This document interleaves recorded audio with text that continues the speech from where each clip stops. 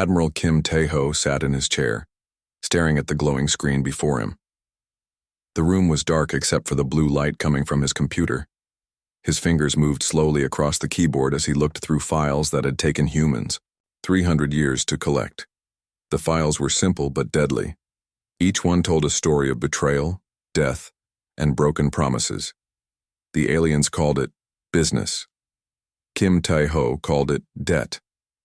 He opened the first file. It was about the mining accident on Titan 7. 200 human workers had died when the Velkan Empire decided they did not want to pay for proper safety equipment. The aliens said it was bad luck. The humans knew better. They always knew better. Kim Tae-ho had been only 20 years old when he first put on an alien uniform. The Galactic Trade Consortium had been looking for humans to work in their space stations. They promised good pay and safe working conditions. They delivered neither. But Kim Tae-ho was patient. He learned their language. He learned their customs. Most importantly, he learned their weaknesses. For 40 years, he smiled at alien commanders while secretly building something they never expected, a human fleet. Dr. Park Soo-jin walked into the room. She was old now. Her black hair turned gray from decades of stress, but her eyes were still sharp.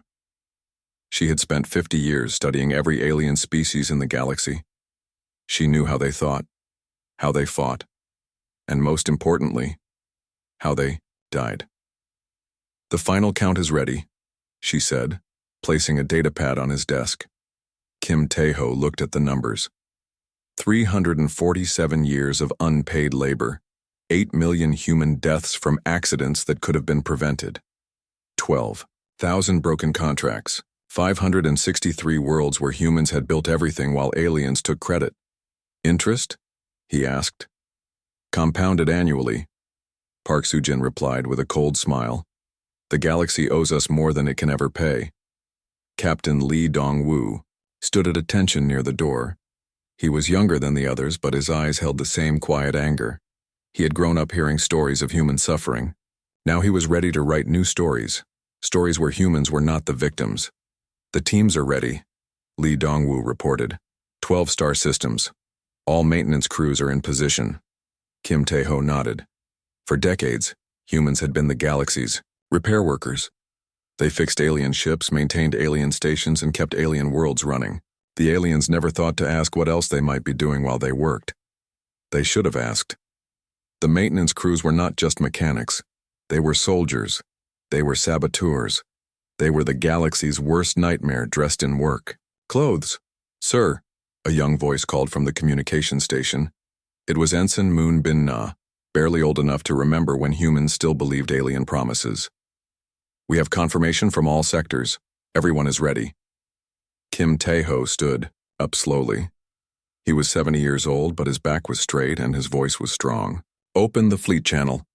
Across 12 star systems, human faces appeared on screens. These were not the faces of slaves or servants. These were the faces of people who had waited centuries for this moment. "Today, we begin collection," Kim Tae-ho said. His voice was calm, like a banker explaining a late payment fee. "Every station, every ship, every world that owes us will pay. We are not asking, we are taking." He paused, looking at each face on the screen. These people had all lost something to the aliens. Family members who died in preventable accidents. Friends who were worked to death in alien mines. Children who grew up believing humans were less than other species. "Remember," Kim Tae-ho continued, "we are not monsters. We are accountants. Every action must match our records. Every payment must be exact. The galaxy will learn that humans always keep their promises, even the ones they never wanted to make." The screens went dark. Across the galaxy, humans who had been invisible for 3 centuries suddenly became very visible indeed. On Kepler Station, maintenance worker Choi Min-soo walked to the main power core. He had been fixing alien equipment for 20 years.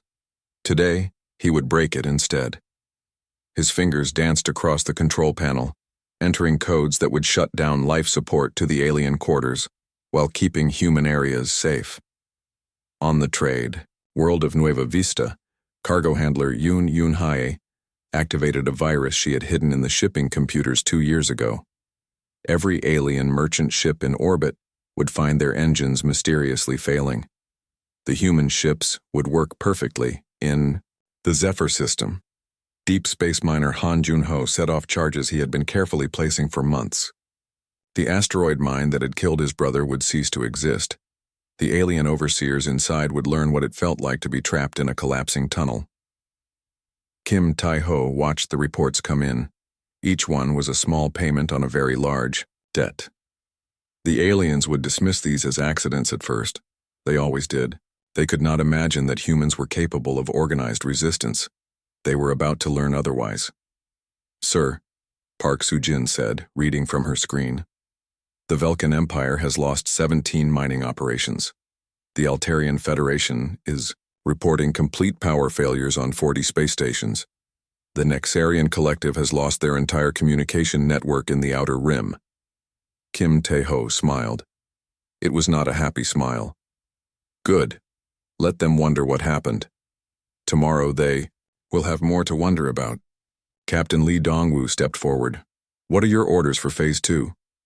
"Patience," Kim Tae-ho replied. "We spent 300 years learning patience. A few more days will not hurt us. Let them try to understand what is happening. Let them send investigators. Let them hold meetings and make theories." He turned back to his computer screen where the ledger still glowed softly. So many names. So many unpaid debts. So many reasons for what was about to happen. "The galaxy thinks humans are weak because we follow orders," he said quietly. "They never considered that we might be following our own orders. They never imagined that every human who ever died in their service was taking notes. They never suspected that human patience is not the same as human forgiveness." Park Soo-jin and Lee Dong-woo exchanged glances. They had waited their entire lives for this moment. The moment when humanity stopped pretending to be grateful for scraps and started demanding what they had earned. "Tomorrow," Kim Tae-ho said, "we increase the interest rate."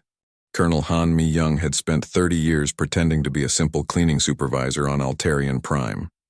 Every day she swept floors and emptied trash cans in the government buildings.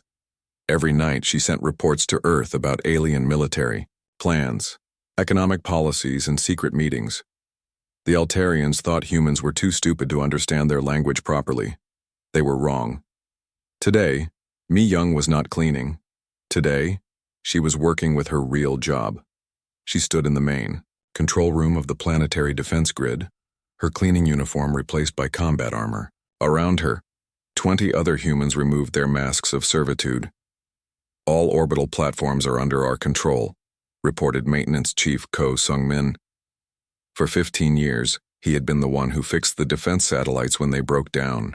The aliens never asked him to explain how they worked. They should have. Mi-young nodded and pressed a button. Every defense satellite around Altarian Prime went silent.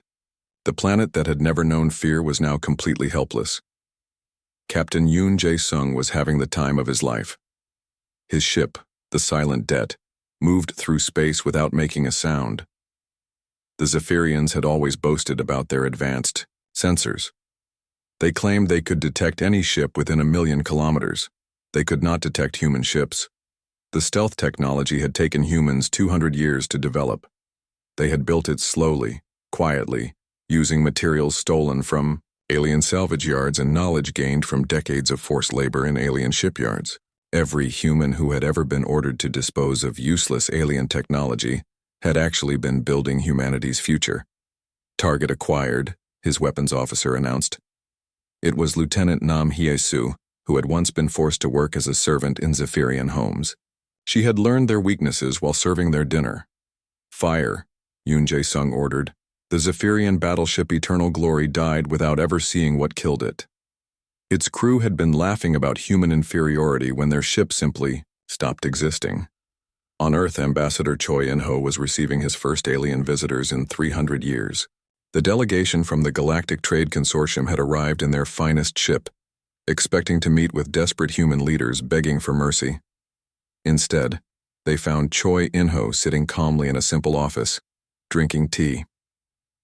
"Gentlemen," he said in perfect galactic standard, "please sit down. We have much to discuss. The alien delegates looked confused. The lead negotiator was an Exarian named Vectar, who had made his fortune selling human labor to the highest bidder. He expected to find humans on their knees. Ambassador Choi, Vectar said in his superior tone, these terrorist attacks must stop immediately. The consortium demands that you surrender the criminals responsible and pay compensation for damages. Choi, In-ho smiled politely. He had practiced that smile for 40 years while listening to alien demands and insults. Today it meant something different. I believe there has been a misunderstanding, Choi In-ho said. He opened a folder and spread papers across the table. These are not terrorist attacks, this is debt collection. The papers showed detailed records of every human who had died in alien service, every promise that had been broken, every payment that had been missed. The aliens stared at the documents in shock. According to our calculations, Choi In-ho continued, the galaxy owes humanity approximately 47 trillion credits in unpaid wages, medical expenses, death benefits, and punitive damages. With compound interest over 347 years, the current total is, he paused to check his calculator, more than the gross economic output of every species in known space. Vectar's face turned an ugly purple color. This is ridiculous. Humans are contract workers. You agreed to these terms, did we? Choi In-ho asked. He pulled out another document. This is a recording of the first human contract negotiation in 2041. Please note that the human representative was told that refusing to sign would result in Earth being destroyed. Hardly what most beings would call voluntary agreement. The room fell silent. The aliens had forgotten that humans kept records of everything. Meanwhile, in deep space, the true scope of human preparation was being revealed. Captain Bae Won-ho commanded the battleship Patient Fury, emerging from a hidden asteroid base that had been under construction for 50 years. Around him, 200 other human ships appeared from hiding places throughout the galaxy. The ships were not built from stolen alien technology. They were built from human innovation, using theories and designs that had been developing in secret for 3 centuries. Every human engineer who had ever been forced to copy alien blueprints had also been improving them. Sir, his tactical officer reported, we are receiving surrender requests from 12 Corvanian patrol fleets. Bae Won-ho was not surprised. The Corvanians were smart enough to do math. They could see that humanity had more ships, better technology, and 300 years of anger to fuel their motivation. Accept their surrender, he ordered, but keep them under guard. We still need to audit their records. Dr. Park Soo-jin stood in the war room on Earth watching reports come in from across the galaxy. Every alien species was responding exactly as her psychological profiles had predicted. The aggressive ones were attacking blindly and losing badly. The calculating ones were trying to negotiate from a position they thought was strength, but was actually weakness. The smart ones were already preparing to surrender. The Velkan Empire has mobilized their entire fleet, reported Intelligence Officer Lee Soo-young. They are heading for Earth. Park Soo-jin smiled coldly. How many ships? 8,000. And how many of those ships have been maintained by human crews in the past year? Lee Soo-young checked her records. All of them. The Velkan fleet never reached Earth. It never even left Velkan space. Every ship in the fleet suffered simultaneous malfunctions in their life support systems. The few ships that managed to maintain life support found their weapon systems offline. The even fewer ships that kept their weapons found their engines had forgotten how to work. Admiral Kim Tae-ho received the report with satisfaction. The beauty of being everyone's maintenance crew, he told his staff, is that you learn exactly how to make things stop working. Back in the Earth conference room, Vectar was sweating despite the cool temperature. The alien delegates had spent 3 hours trying to argue their way out of paying humanity's bill. Choi In-ho had calmly destroyed every argument with documented evidence. This is impossible, Vectar finally said. No species could plan something this complex. You are correct, Choi In-ho agreed. No alien species could plan something this complex. But then, you have always underestimated human intelligence. You thought we were good for manual labor and following simple orders. You never considered that we might be good at other things as well." He stood up and walked to the window, where alien ships could be seen burning in Earth's orbit. They had tried to intimidate humanity with a show of force. The show had not gone as planned. "Every human who ever died in your service was a teacher," Choi In-ho said quietly. "They taught us patience. They taught us planning. Most importantly, they taught us that alien promises mean nothing. We will not make the same mistake twice." The Y. Alien delegates sat in stunned silence as they finally understood what they were facing. This was not a human rebellion that could be crushed. This was a human audit that had been in progress for 3 centuries, and the books did not balance.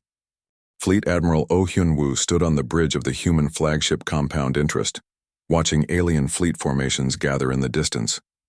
12 species had joined together to form the largest military force the galaxy had ever seen. 3 million ships armed with the most advanced weapons known to science. The aliens called it the Final Solution Fleet. They believed it was enough to destroy humanity forever. Oh Hyun-woo called it target practice. "Sir," reported Navigation Officer Shin Da-hai, "the alien coalition is moving into attack formation.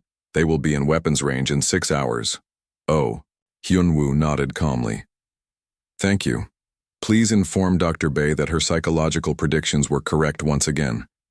The aliens are responding with exactly the level of force she calculated they would use." Dr. Bay Yoon-ji was not on the bridge. She was in her laboratory, making final preparations for the next phase of humanity's plan. For 30 years, she had studied alien psychology, learning how each species made decisions under stress. Her predictions had been accurate down to the number of ships each species would contribute to the coalition. The aliens thought they were being clever by joining forces.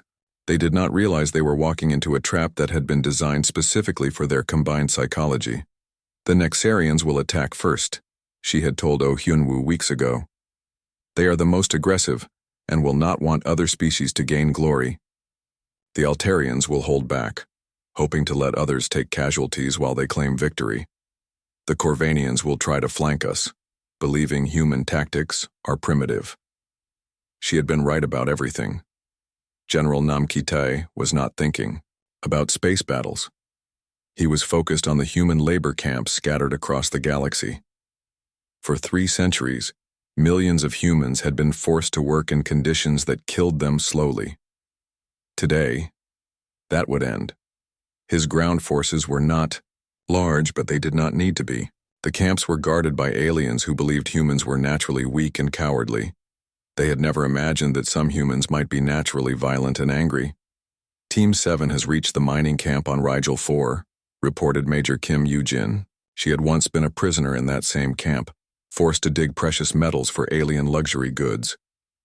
200 guards eliminated, 3,000 humans liberated. Team 12 has secured the construction site on Wolf 359, added Colonel Park Jamin. The alien overseers did not resist. Apparently, they heard about what happened to the guards on Rigel 4. Nam Ki-tae allowed himself a small smile. Fear was spreading faster than his soldiers could travel. Good. The aliens were finally learning what humans had felt for 3 centuries. But the real surprise was waiting in space. As the alien coalition moved into attack range, Oh Hyun-woo gave a single order: reveal the reserve fleet. Across the galaxy, human ships appeared from hiding places no one had suspected. Asteroid bases that had been disguised as mining operations opened to release fleets of warships. Hidden shipyards and gas giant clouds became visible as their stealth fields deactivated. Space stations that aliens had thought were abandoned suddenly came to life with human crews. The alien coalition found itself outnumbered 10 to 1. Captain Kwon Hyo-jin was leading the most important mission of all. Her target was not a military installation or industrial center. Her target was the Altarian High Command's central computer system, where all their military secrets were stored behind unbreakable quantum encryption. The aliens did not know that humans had been reading their encrypted messages for 40 years. "Infiltration successful," she reported to her team. "We are inside their main data center, beginning download of all strategic files." Her team was not trying to steal alien secrets. They already knew all the alien secrets. They were erasing them. Every military plan, every defensive strategy, every backup protocol that the aliens had spent centuries developing was being deleted by humans who had once been trusted to empty their trash cans. The Altarian commander, General Vex Tor, did not realize what was happening until it was too late. He was trying to coordinate his fleet's attack when his screens went blank. "Sir," his communications officer reported in panic, "we have lost all tactical data. All fleet positions, all weapon configurations, all defensive algorithms, everything is gone." Vex Tor stared at his empty screens in horror. "How is this possible? Our encryption is quantum level. Only someone with complete access to our systems could—" He stopped, his face turning pale as he realized the truth. The humans had not broken their encryption. The humans had been inside their systems from the beginning. Oh Hyunwoo watched the alien fleet fall apart as each species lost contact with their command structure. Without coordination, their massive numerical advantage became meaningless. Ships collided with each other as their navigation systems failed. Weapons fired at random targets as their targeting computers received false information. "Sir," reported Weapons Officer Young Min Seo, "the enemy fleet is in complete disarray. Should we begin the attack?" "No," Oh Hyunwoo replied calmly. "Let them destroy themselves. We have waited 300 years for justice. We can wait a few more hours." The Battle of Proxima Station lasted 18 hours. When it was over, the alien coalition had lost 90% of their fleet. Human casualties were exactly 0. But Oh Hyunwoo was not finished. As alien survivors limped back to their homeworlds, they found human ships waiting for them. Not attacking, just waiting. "This is Admiral Oh Hyunwoo of the Human Defense Force." His voice broadcast across all alien communication channels. "We have a message for your leaders. The audit has begun." On 12 different worlds, alien governments received identical documents. Each document contained a complete list of every crime committed against humanity, every debt owed, and every payment required. The bills were not just for money. They demanded territory, technology, resources, and most importantly, justice for the dead. The Velkan Emperor read his copy in his palace on Velcanus Prime. The document was 3,000 pages long and contained the names of every human who had died in Velkan service, along with the exact circumstances of their deaths. "This is impossible," he declared to his advisors. "Humans could not possibly have kept such detailed records."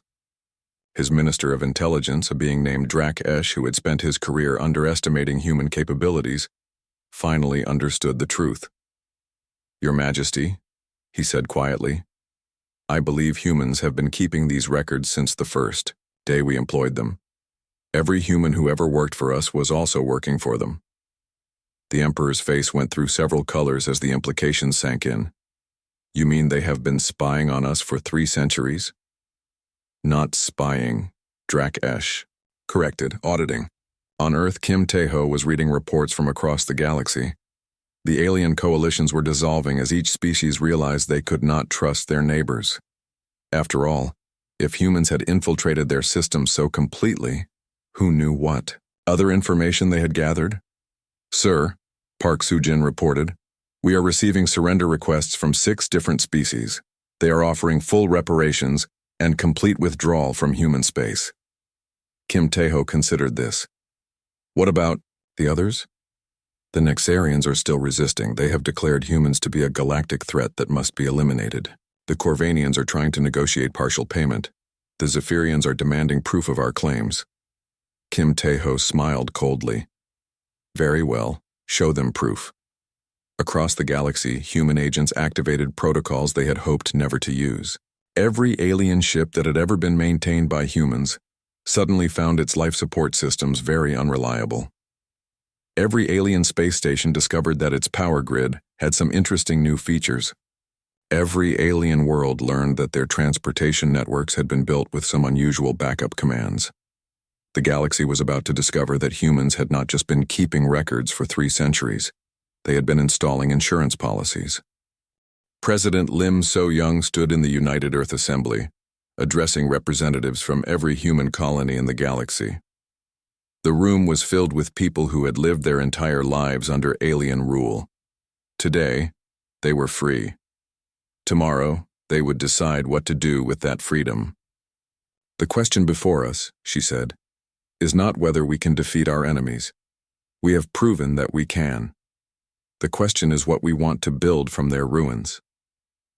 In the front row sat the military commanders who had made human victory possible. Admiral Kim Tae-ho looked older than his 70 years, but his eyes still burned with quiet fury. Admiral Oh Hyun-woo was calm as always, his hands folded as he waited to hear humanity's decision about the future. The aliens expect us to be conquerors, President Lim continued. They understand conquest. They understand revenge. What they do not understand is justice. Outside Earth's atmosphere, Admiral Seo Min-ho commanded the largest human fleet ever assembled. His ships surrounded 17 alien homeworlds, not to attack them, but to blockade them. Every alien ship trying to leave was politely turned away. Every alien ship trying to enter was carefully inspected. The blockades were perfect. Not one alien vessel had broken through in 3 months. Not one human life had been lost maintaining them. The aliens were trapped on their own worlds, watching their economies collapse as trade stopped flowing. "Sir," reported Captain Yu Hai-wan, "we are receiving another communication from the Nexarian homeworld. They are demanding that we lift the blockade immediately." Seo Min-ho did not look up from his reports. "What are they offering in return?" "Nothing, sir. They still claim that humans have no legal right to demand reparations. Then they can continue to enjoy their isolation. Perhaps hunger will improve their legal understanding." The Nexarian Council was discovering that arrogance was not edible. Their world had depended on food imports from agricultural planets for over a century. Those planets were now cut off, their cargo ships unable to pass through human patrol lines. Council Leader Nexmore stared at the reports on his desk. "How long can our emergency food supplies last?" 6 months, his advisor replied. "Maybe 7 if we reduce rations." "And the humans show no signs of weakness?" "None. Our intelligence indicates that they are actually using this time to build more ships. Their industrial capacity seems to be far beyond what we estimated." Nexmore felt something he had never experienced before: desperation. "Contact the human fleet. Tell them we wish to negotiate." But some species had already learned that lesson. On Corvanus Prime, Chancellor Corvell was reviewing the human demands with his economic advisors. "They want 40% of our industrial output for the next 50 years, one advisor said, plus territorial concessions, plus technology transfers, plus formal apologies for every human death in our service." "Can we afford it?" Corvell asked. "Can we afford not to?" Another advisor replied. "The humans have cut off our trade routes. Our colonies are under blockade. Our fleet is outnumbered 50 to 1. And apparently every piece of equipment we own has been sabotaged by human maintenance crews." Corvell had ruled the Corvanian Republic for 30 years. He had built his career on exploiting weaker species. He had never imagined that one of those species might become stronger than him. "Send a message to the humans," he ordered. "We accept their terms." Captain Kwon Hyojin was conducting a very different kind of negotiation. Her Special Forces team had captured a Zephyrian trade convoy carrying luxury goods stolen from human colonies over the past century. The cargo holds were filled with art, jewelry, and cultural artifacts that had been taken as taxes from human settlements. The Zephyrian captain, a being named Zeftar, was begging for mercy. "Please," he said, "we were only following orders." The trade consortium demanded these items as payment for protection services. Kwon Hyojin looked at a small wooden carving in her hands. It was a child's toy, made by human hands on a colony world that had been relocated to make room for an alien mining operation. The family who made it had probably died in the relocation camps. "Protection services," she repeated quietly. "Is that what you call it when you steal children's toys?" Zeftar's face turned pale. We did not know they were important." Everything is important to someone, Kwan Hyojin replied. Every item in your cargo hold represents a human life that was disrupted, displaced, or destroyed for alien profit. Our accountants have calculated the exact value of these items, including emotional damages. She handed him a data pad showing the total. Zeftar's eyes widened as he read the number. This is more than our entire government's annual budget. Then you should have thought about that before you decided to rob us, Kwan Hyojin said calmly. Payment is due in 30 days. Interest will compound daily until the debt is satisfied. The Zephyrian government had exactly the same reaction as their trade captain. Chancellor Zeph Moore threw the human demands across his office in rage. This is extortion, he shouted at his advisors. Yes, replied his Minister of Finance, a practical being named Zeph Jin. It is very effective extortion. The humans have proven they can destroy our economy whenever they choose. They have also proven they prefer to be paid rather than to kill us. I suggest we take the deal. And if we refuse? Zeph Jin showed him reports from other worlds that had tried to resist human demands. The Altarian Federation refused to pay. The humans turned off their power grid for 1 day. The Altarians paid immediately afterward. The Velkan Empire tried to hide their assets in secret accounts. The humans published the complete financial records of every Velkan noble family. The revolution started 3 days later. Zeph Moore sat down heavily in his chair. Contact the humans. Schedule a payment plan. But the most important negotiation was happening on Earth itself. President Lim So-young was meeting with representatives from species that had never directly oppressed humanity, but had profited from alien systems that did. We understand your position, said Ambassador Ralston of the Draconic Confederation. Our species did not directly employ human labor. However, we did purchase goods produced by that labor at below market prices. We are prepared to pay fair compensation. President Lim nodded approvingly. Your cooperation is noted and appreciated. Species that work with us to correct past injustices will find humans to be valuable allies. Species that resist will find us to be very expensive enemies. Dr. Jung Woo-jin was designing the framework for a new galactic economy. His office was filled with charts, graphs, and economic models that would prevent any species from being exploited the way humans had been. The key, he explained to his team, is transparency. No more secret deals. No more hidden contracts. Every trade agreement, every labor arrangement, every resource extraction deal will be publicly recorded and regularly audited. By whom? Asked his assistant, Dr. Kang Subin. Jung Woo-jin smiled. By humans, of course. We have proven to be very good at keeping records. The new system would be called the Equitable Exchange Protocol. Every species would be required to follow the same rules. Every worker would have the same basic rights. Every trade deal would be subject to human oversight. Some aliens complained that this gave humans too much power over galactic commerce. Others pointed out that humans had earned that power by being the only species organized enough to impose it. The transformation was not just economic, it was psychological. For the first time in galactic history, powerful species were afraid to mistreat weaker ones, because they never knew which weak species might turn out to be patient and well-organized. Admiral Seo Min-ho received a message from the Nexarian blockade fleet. After 4 months of isolation, they were finally ready to negotiate seriously. They are offering full reparations, reported Captain Yu Haiwan, plus immediate release of all human prisoners, plus public apologies for historical abuses, plus they are asking if humans would be willing to provide them with agricultural assistance. Seo Min-ho raised an eyebrow. They want us to help them grow food? Apparently, they have realized that their entire civilization depends on technology. They do not fully understand. They are requesting human technical advisors to help modernize their agricultural systems. Seo Min-ho smiled. The aliens were beginning to understand that humans were more valuable as partners than as enemies. Inform them that we will consider their request once all reparations have been paid in full. Across the galaxy, the same realization was spreading. Humans were not just collectors of debts. They were builders, innovators, and problem solvers. They had spent 3 centuries learning how everything worked while pretending to be simple laborers. Now they were the only beings in the galaxy who truly understood how to keep civilization running. The age of human servitude was over.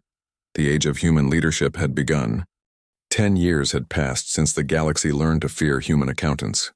Chairman Park Jun-seo stood in the center of the new Galactic Arbitration Council, watching as representatives from 43 species debated trade regulations with the kind of respectful attention that humans had never received before. The council chamber was different from the old Galactic Trade Consortium headquarters. There were no throne-like seats for dominant species and cramped benches for lesser ones. Every species had the same sized desk, the same voting power, and the same obligation to follow the rules. The motion to establish minimum wage standards for asteroid mining operations is approved, Park Jun-seo announced. All species will implement these standards within 6 months, subject to human audit teams to ensure compliance. The Velkan representative shifted uncomfortably in his seat. 5 years ago, the Velkan Empire had employed thousands of human miners at wages barely sufficient for survival. Today, Velkan mining operations were considered models of worker safety and fair compensation. The change had happened very quickly after humans took over the inspection process. Admiral Yu Hai-wan commanded the Galactic Peacekeeping Fleet, which was almost entirely composed of human ships. The irony was not lost on anyone that the former servants now provided security for their former masters. But the system worked because humans had proven they were interested in justice, not revenge. "Sir," reported her communications officer, Lieutenant Baek Ji-won, "we are receiving a distress call from the Tau Ceti system. A Corvanian cargo vessel reports that pirates are demanding tribute for safe passage." Yu Hee-won sighed. Some things never changed. There would always be those who tried to profit from others' weakness. The difference now was that there was someone willing and able to stop them. Set course for Tau Ceti. Maximum speed. The pirates in question were Nexarians who had refused to accept their government's surrender to human authority. They had declared themselves free traders and established a base in an asteroid field, preying on cargo ships from multiple species. They had made one critical error. They had attacked a ship carrying human passengers. When Yu Hee-won's fleet arrived, the pirate leader, a being named Nexcol, tried to negotiate from a position of imagined strength. "Human vessel," he broadcast. "This is a Nexarian internal matter. You have no jurisdiction here." Yu Hee-won's response was brief and polite. "This is Admiral Yu Hee-won of the Galactic Peacekeeping Fleet. You have committed acts of piracy against vessels under our protection. You have 30 seconds to surrender unconditionally." Nexcol laughed. His asteroid base had heavy weapons and thick armor. His ships were fast and well-armed. He commanded 200 fighters who had sworn to die before surrendering to humans. 29 seconds later, his base ceased to exist. The human weapons were not like anything the galaxy had seen before. They did not explode or burn or tear things apart. They simply made complex molecular structures decide to become less complex. The asteroid base became a cloud of component atoms, neatly sorted by atomic weight. The pirate fleet surrendered immediately. But not all changes were enforced through superior firepower. Dr. Kang Min-jun was the head of the Galactic Development Agency, helping primitive worlds advance without being exploited in the process. His current project was the Rigelian system, where a young species had just discovered faster-than-light communication. The key, he explained to his team, is to give them choices. The old system forced new species to accept whatever deal the Day Trade Consortium offered. Our system lets them choose from multiple options and understand the long-term consequences of each choice. The Rigelians were insect-like beings with a collective intelligence that made them excellent at mathematics, but terrible at understanding individual motivations. They had been terrified when human ships first appeared in their system, expecting to be enslaved or destroyed. Instead, they found themselves in a conference room, listening to Dr. Kang explain various development paths their civilization might take. "Option 1, he said, is rapid industrialization with heavy investment from established species. This will make you wealthy quickly, but you will be dependent on foreign technology and foreign markets. Option 2 is gradual development using your own resources and innovations. This will take longer, but you will maintain independence and cultural identity. The Rigelian hive mind buzzed as thousands of individual voices debated the options. Finally, their speaker asked, "What do humans recommend?" "Take your time," Dr. Kang replied. "We spent 300 years being forced to make quick decisions by aliens who benefited from our haste. Good decisions require careful thought." It was not the answer the Rigelians had expected, but it was the answer they needed to hear. Meanwhile, Captain Lee Dongwu was conducting a very different kind of first contact. His ship, the Patient Teacher, had detected signs of early industrial development on a world in the Perseus Arm. The species there had just invented radio and were sending their first tentative signals into space. Lee Dongwu remembered when humans had been at the same stage of development. Alien ships had appeared in Earth's skies and offered humanity a choice: join the galactic community as junior partners, or be destroyed as a potential threat. Humans had chosen survival. These beings would have better options. "This is Captain Lee Dongwu of the Terran Diplomatic Corps," he broadcast on their radio frequencies. "We bring greetings from the galactic community and an invitation to learn about the larger universe at your own pace." The response came 3 hours later after frantic consultations among the planet's governments. This is impossible," the reply said. "Are you really from another world?" Lee Dongwu smiled. He had been chosen for this mission because he remembered what it was like to be small and afraid in a vast universe filled with powerful strangers. "Yes," he replied, "and we have much to teach you. But first, let us learn about you. What do you call yourselves? What do you hope to achieve? Among the stars?" The conversation lasted for days. The beings called themselves the Etherians, and they dreamed of exploring the galaxy while preserving their world's pristine oceans and crystalline cities. They were afraid of pollution, afraid of war, afraid of losing their identity in a larger civilization. "These are wise fears," Lee Dongwu told them. "Other species have lost exactly these things by moving too quickly into galactic society, but you do not need to repeat their mistakes." He transmitted a data package containing the histories of dozens of species, including humanity's own story of exploitation and eventual liberation.